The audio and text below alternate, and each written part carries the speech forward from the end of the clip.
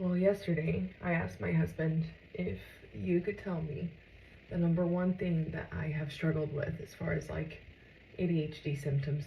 And mind you, I had no idea that I had ADHD throughout my entire life. I found out in adulthood. And he was saying that the number one thing for me has been not self-esteem, but wanting to get started and feeling like I already failed at something I haven't even started yet. And the reason for that is just fear of failure or fear of rejection. And I didn't know that that was a thing for ADHD people, that you could just be fearful of, having people reject you or say that you're not good enough, etc. But I also didn't know until recently, obviously, that was linked to ADHD at all. And I remember when I was in nursing school, I remember telling my husband right before I got into nursing school, actually, like, do you really think I could do this? And he was like, well, I don't see why not. And I was like, well, I'm scared. I'm scared that I'm not going to be smart enough. I'm scared that I'm not going to be able to finish nursing school. What if I just can't? And I was sitting on the floor and crying. And I remember him just telling me, you're just going to have to commit. Like, pick one thing, commit to it, and just go through with it. And that was also something my dad had always been telling me throughout growing up. Like, you're just going to have to pick something, commit to it, and finish it. And there's a saying that my dad would always say in Portuguese. The saying basically goes, in Portuguese, it says, você tem que meter a cara, or in English it would translate to, you're just going to have to shove your face in it. But you're really just going to have to, like, really get in there and do the work.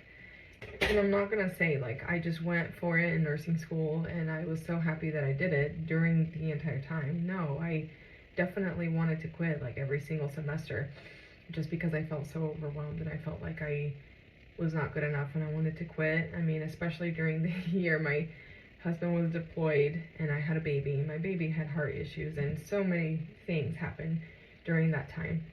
But I didn't quit. I kept going. I actually did graduate.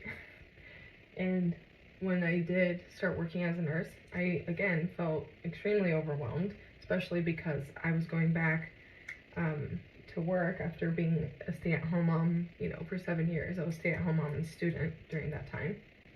So yeah, it was hard. But I told my husband, like, I just gotta keep going. I can't quit now, because I really did want to learn how to do the work. Not only that, but I remember, like, I wanted to be a good nurse. I wanted to learn the essentials so that I could actually take care of my patients well.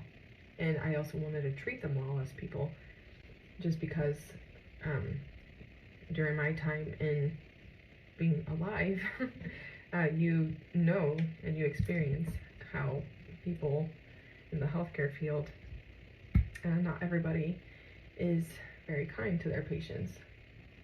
Okay, that one took me a little too long, but it looks even enough. We're gonna leave it. I say all that just to tell you that you may or may not know. You may not even have ADHD at all, but don't let the fear of failure consume you so much that you just become paralyzed. Because even though I feel like I have accomplished a lot of things, I've wasted a lot of time thinking that I couldn't accomplish those things. And there's other things, obviously, that I still want to do in my life. And I'm still young enough to do them, but I still struggle with that. But thankfully, I married really well.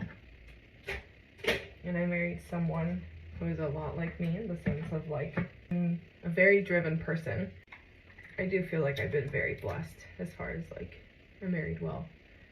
My husband has been probably my greatest coach and my greatest supporter, but I don't know what I would be doing if I had not married him. And I tell him that all the time, like, if I had married somebody else who was not as supportive and just expected things of me, didn't push me,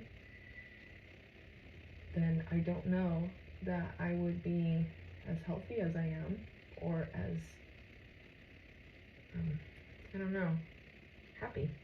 I don't think I'd be happy with somebody who just let me sit in the corner and feel bad for myself. So write down your goals, figure out what actually matters to you, close your social media, and actually go and do the work. Go do the work. I know that for me, this world can be super distracting, right? Like there's something new all of the time. There's always something to do. You'll never be bored here on Earth. But you're actually gonna have to ignore everything else and just get out there and do the work. If you feel scared, that's fine for a brief period of time. You can even allow yourself to feel scared. But you can't just sit in a corner and feel sorry for yourself. So put your earrings on, put on a little bit of makeup, and go do the work. Okay, love you, bye.